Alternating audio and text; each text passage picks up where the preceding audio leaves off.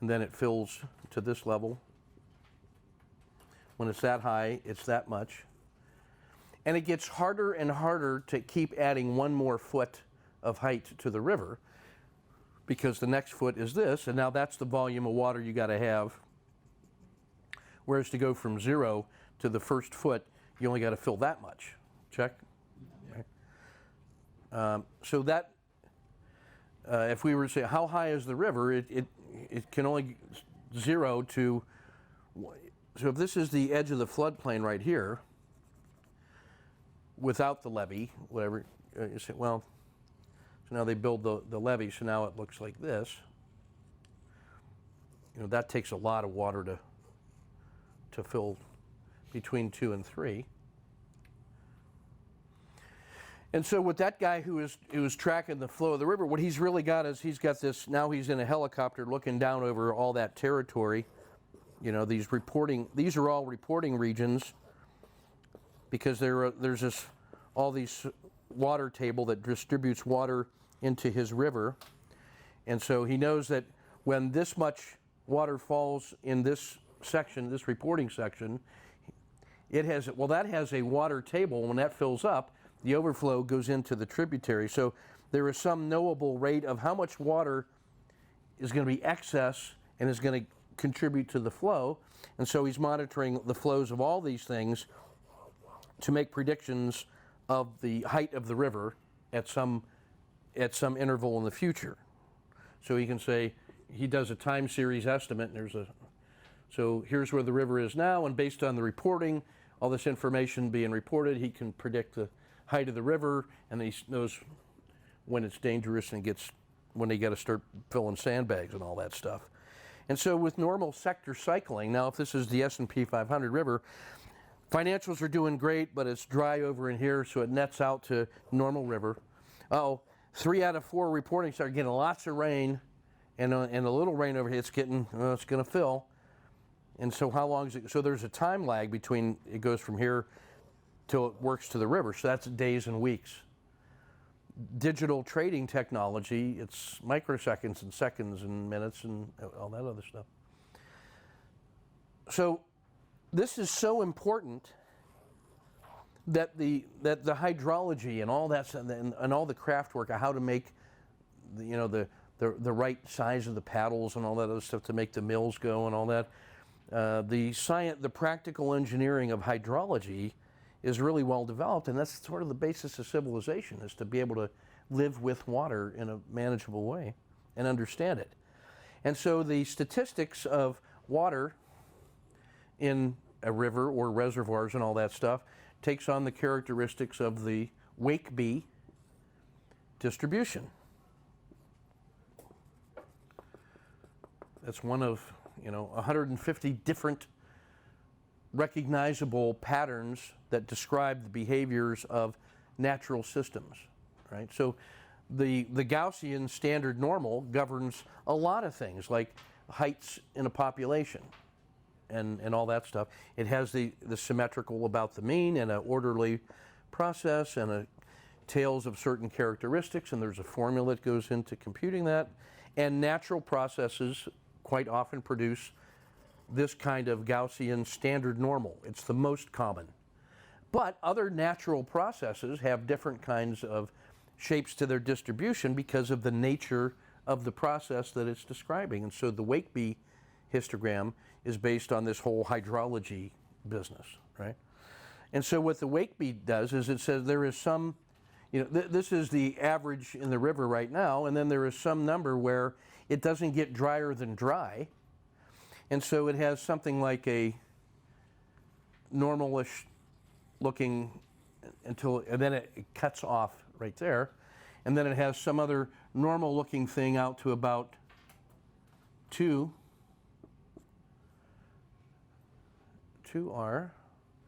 And then it has a tail, a fat right tail,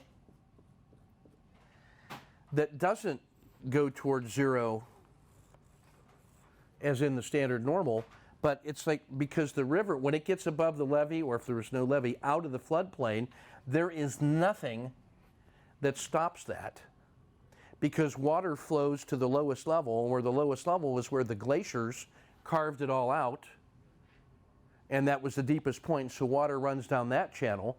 And so all that other space that the glaciers came down and ground it all down, that's why near the rivers and beyond, this is all great plains, and nothing stops the water from going. And so if you took a vertical look at the path of the Nile through time, that thing at times has shifted 100 miles, right?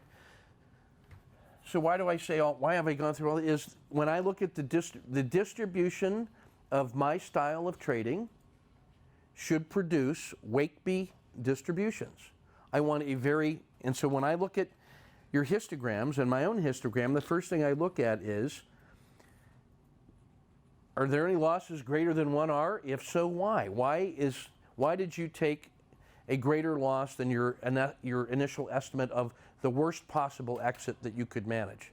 To me, the 1R position sizing loss is 1R. So I don't just hold it until it hits 1R and then I get out. My job is to manage my average loss so it gets to be a smaller and smaller fraction of 1R. And then if I could get it to 0.25R, then I could start moving my position sizing stop. But I really wouldn't do that because I've got manageable risk, and why? All I got to do is add more money to the trade. I don't want to ever get proficient in framing 2-to-1 and then having a very carefully well-managed average loss of 0.5 or 0.3, and then say, well, on the basis of proficiency, let me move closer to the edge of the cliff. No, I'll just add more stuff into the wagon. And don't drive closer to the edge of the cliff when it breaks and the borax tumbles down and all the mules. I don't want to do that. Leave that where it belongs. I want my execution stop to be tied to the logic of the trade frame, that there is some price in there that says, you know what, that thing isn't working, this trade frame just broke and collapsed, exit. I don't want that to be a 1R loss. I don't want the initial confirmation that this thing has failed to be right on the edge of disaster at 1.1R. I want this to be like 0.3 so that I have extra cushion for the unexpected. That's my reserve. I don't ever want to commit that. I like having average losses of 0.3 or 0.4. And my position size is based on the disastrous 1R loss. My estimate of future gains of reasonable targets is 2R, and that's twice the size of the worst possible loss. Now, if my average loss is 0.3,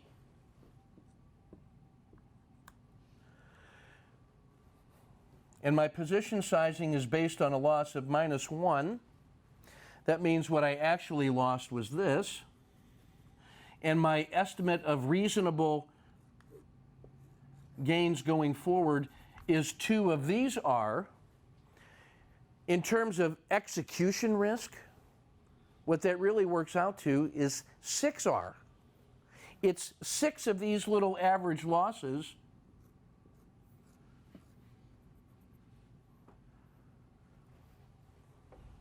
and if I can generate positive expectancy and a histogram that looks like this, I aim for 2, and I'm happy to take 0.3, 0.6. There's my average win is 0.6.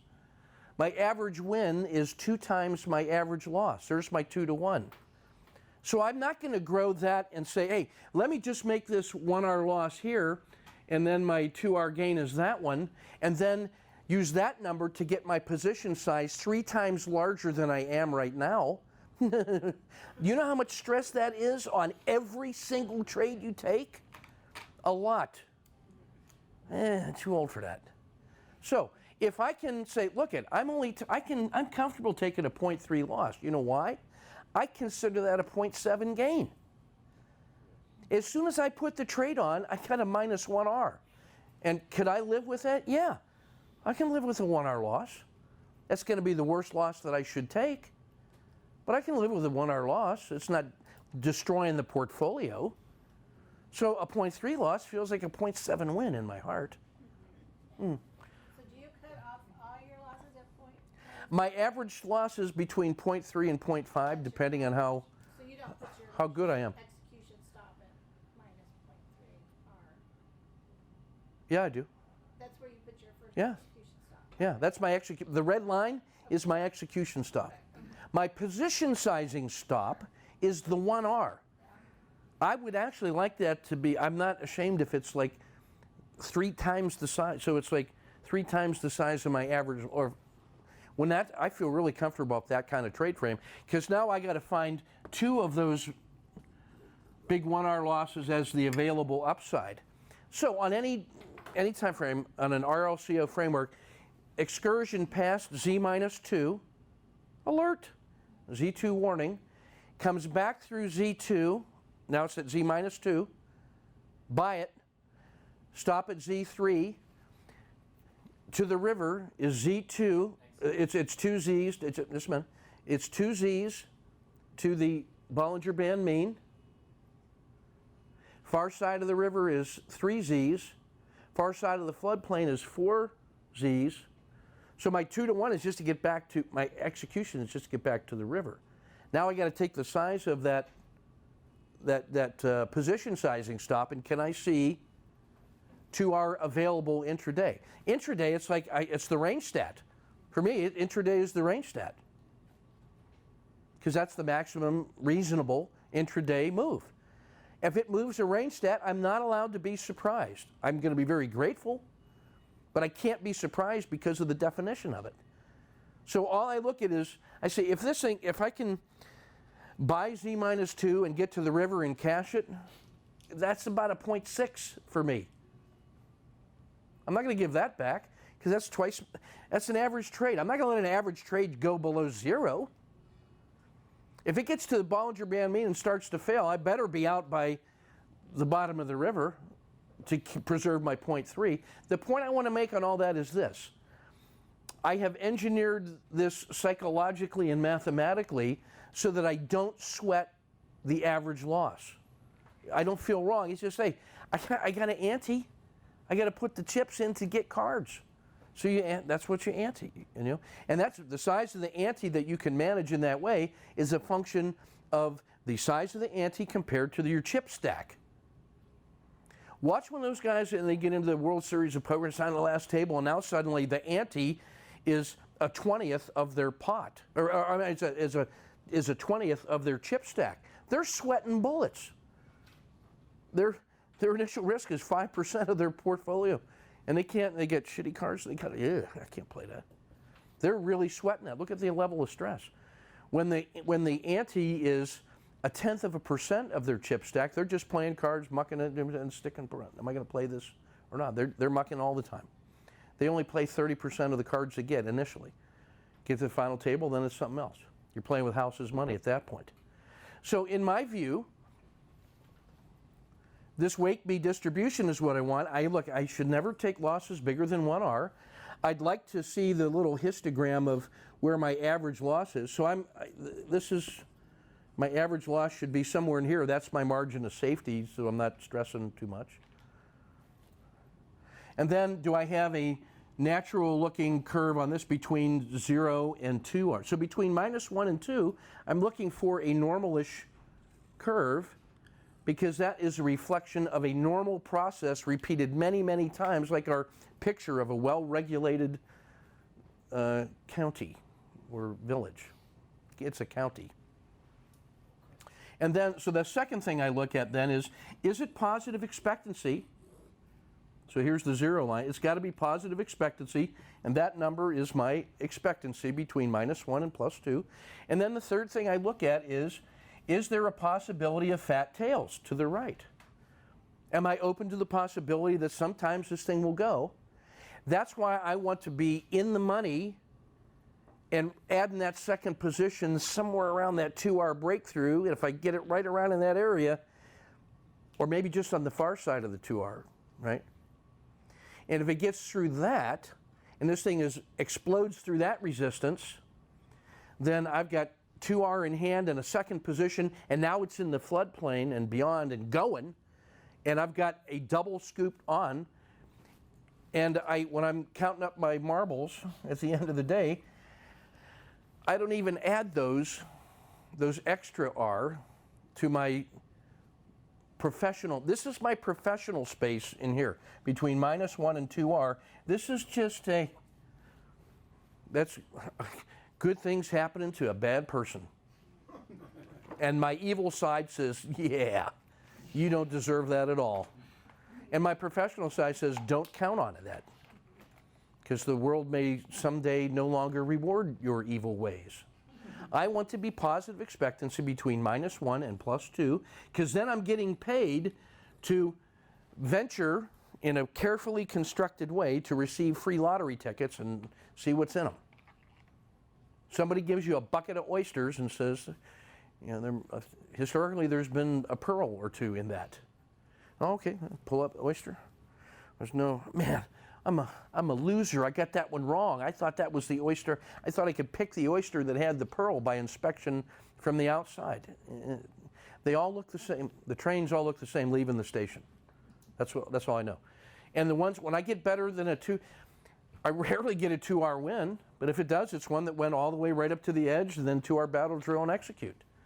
But if it gets past my points, if it gets past my average win, I'm ready to strike. Because I don't want to let an above average win become a below average win. If each trade that I take is slightly better than my previous average win, my average win is starting to creep forward microscopically, but it's getting slowly better and slowly better and slowly better, and then periodically I get some of those, I just discount it, said, yeah, aberration. You know why? Because that wasn't me. That was the next higher time frame and his next higher time frame, all decided finally to get on board with who've been right all along. You see, now they finally get the message. 8 times, 9 times out of 10, they don't. Why? Because every little owl entry, as soon as he gets far enough, they're saying it's now in their interest to crush it and get back with the primary trend, which the owl saw as the unambiguous move down. Right? So in this mentality, Those big fat tails can hurt your SPM too, so. oh yeah, that's right. And that will distort. You will get better, and it looks like you're doing worse. So I said, okay, that's just the mathematical limitation of SQN as a measure of total system evaluation. I'm telling you the 3 things I look at: no loss bigger than 1, normalish looking between -1 and 2, possibility of fat tails. I take the SQN on this. If I get an SQN, if you take the totality and the SQN's better than 3, it's tradable. To me, an SQN of 6 isn't twice as good as a system of 3. Once it's past 3-ish, good enough to trade. Now, if I have 100 trades and I made 40R, I made 30R. My expectancy is 0.3. If I want to add 10R to that, I don't say, how could I change all my rules to find a 10R winner out of all those? What Baroque extreme condition would, in retrospect, have given me 10R from my last data set, and then suddenly think, oh, in the next 100 trades, I'm going to get something that conforms to that rule set? Or, let me say on half of these trades, on 50 trades, let's take half of that. On 25 trades, I can improve 0.4R. There's 10R. By lose a little bit less, keep a little bit more, pay attention to the fractions, and look to improve my technique by really understanding my business, my craft. Oh, the dragon is out of the river, and that's a little thing in it that might save me a nickel on this trade. Or, hey, went past E3 and starts to fail, strike. 0.4R improvement. Some little fractional improvement, and start moving the mountain to the right a little bit, and you'll find that will get better. And then as you get better at that, you will improve your 2R battle drill, and sometimes your little re-entry, because you've been paying attention, it suddenly breaks through and off it goes, and you get this enormous winner, and you don't deserve it and don't count on it, but eventually, law of large number says eventually you're going to get it. So take care of your risk. That's the wakeby histogram, and it's based on hydrology and water and management, and somehow this just connects well at some deep level that I don't know yet. Periodically, I get to something whispers in my ear, and it's like, holy smokes. I didn't make the insight. The insight came to me because I was so tired from working so hard, and I couldn't resist the external voices enough, and finally the little earworm got in and says, hey, water and such. And there was the inspiration. So you got to hurry up, write it down, and then see how all that stuff fits. Does that fit inside the picture, and how does that make sense? So that's sort of the focusing lens of the picture. And the better and stronger the metaphor gets, the easier it is to start finding some of these other connections that become integrated and simplified with a humble approach that says, don't believe the hype. It's the where are we in the river, son? And there's engineers doing all that work, and millers and teamsters and farmers and craftsmen and animal husbandry and all that stuff. You're dangerous when the eraser's in your hand. Oh yeah, we're, Quick question. oh well, we got that on. Yes, sir. When you deciding on what your 1 hour is going to be, Yeah. say you decided there's a support level, so once it hits that, then you sell. Yeah. That's at 1 hour. So Yep. at point 3, you really can't. It hasn't gone and tested anything. That's right. Oh, if it's just Well, no. The point 3 is usually coming from. So here's how this works in practice. Then, so let's say, I'll try to do a.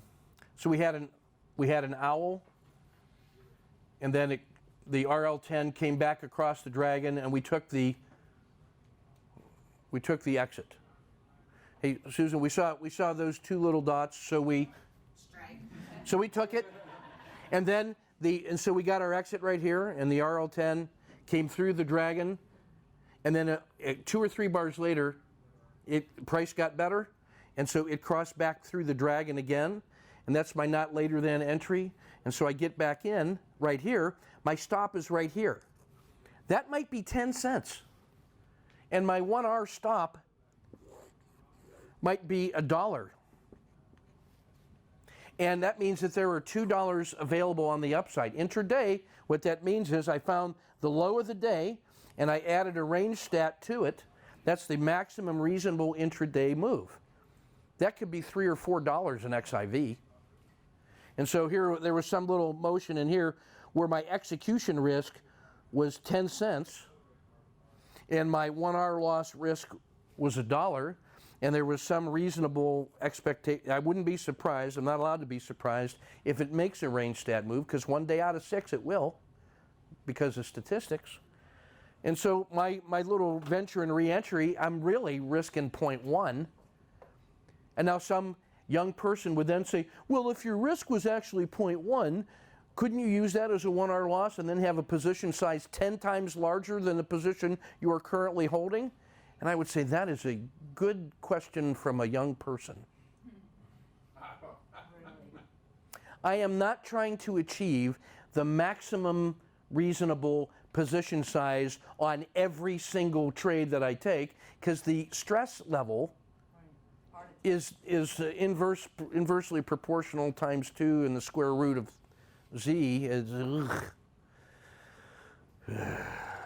know. A question. Yeah. On the practical side, if we do a trade and the initial risk is 1 hour, at $1, and then the stop goes to 10 cents or 30 cents. For execution. Yes.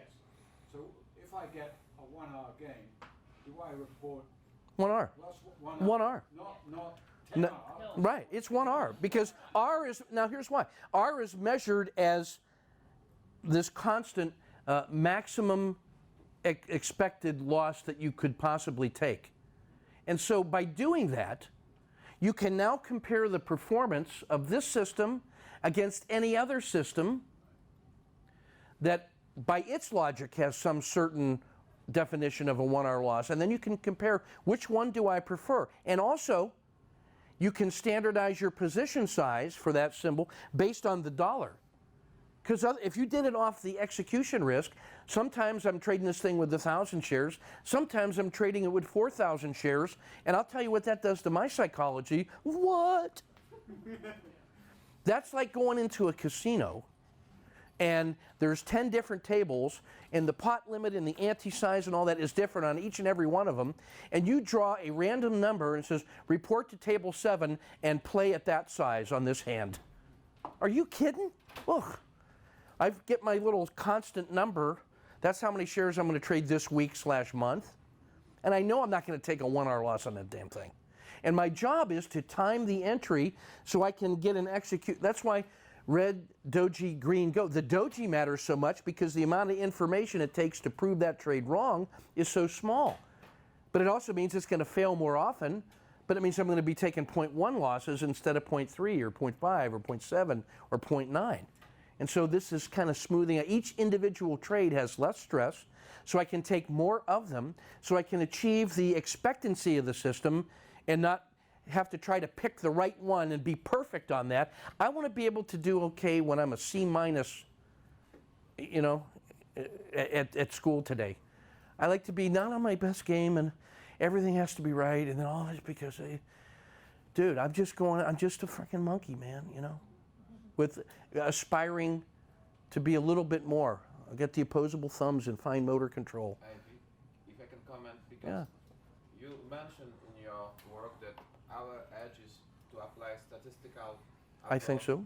I agree absolutely with this, to the trading. Yeah. So when I use the same chunk of the chunks on each trade, I am eliminating bias of my approach, because how do I know this trade will be 5R or -1R? That's right. So then I'm violating statistics That's right. approach, because then each sample is not.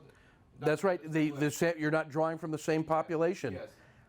To apply statistics, you must normalize as much as you can. So the deal is, even when you get better, don't ever change the way you were framing the trades that made you successful. Just increase the dollars at risk per trade as a function of the portfolio. Instead of having a standard unit of $400 per trade, make it $500 a trade, and then trade exactly the same way you trade, and you'll get 25% improvement on net and portfolio. Your system quality number won't change at all. You didn't do anything different except increase the position size as a function of dollars at risk, but you didn't change the geometry and the architecture and the framing of the trade. The framing is what keeps this thing from collapsing on you. And I found when I went with, finally, you convinced me after several years to go with a standard position size, I eliminated a lot of mistakes. That's right. In my trading. In the heat of the moment, I got to make it back and I feel really good. My position size is 3,227 shares. Carry the two. Oh, I forgot to change it to 3-minute charts, and now I'm screwed. Get rid of all of that. Yeah. And just, you got one. It's just chips, man. Yeah. Put your chip down. I can have 4 chips. I can manage. I got 10 things prepared. I got, here's one. There's a second one. I'm trying to get the third. I'm going to look at the second one on here. Take this one off. Add a third one, and I'm all out. Whew, clear the deck. Go again. Up, take 2 that I just won. Feed the bulldog. Rats. And just play it that way. I know my span of control. My job is to find quickly the least ambiguous move. Of all the things I prepare, which is the easiest one? If it gets hard, it's hard. I spent my entire career identifying hard work to stay away from it. And I don't want hard work. Oof. I know what that looks like. Clear? Can I add something, Ken? So that's the wakeby. I just want to add one point. That you said the same thing last year. I went through 8 or 9 months until it finally a little mist began to clear, and I understood it. My point is, if you take nothing away from this weekend, please take this away, because it is the most valuable thing I've ever come across in doing the trading, and I'm eternally grateful for it. You mean cutting the losses down? Get execution stop, position sizing stop, man, that is just so important. Absolutely. It took me 20 years to figure that out. Yeah, By the way. well, it would have taken me 40. Time check? I was counting my heartbeats. It feels like 12.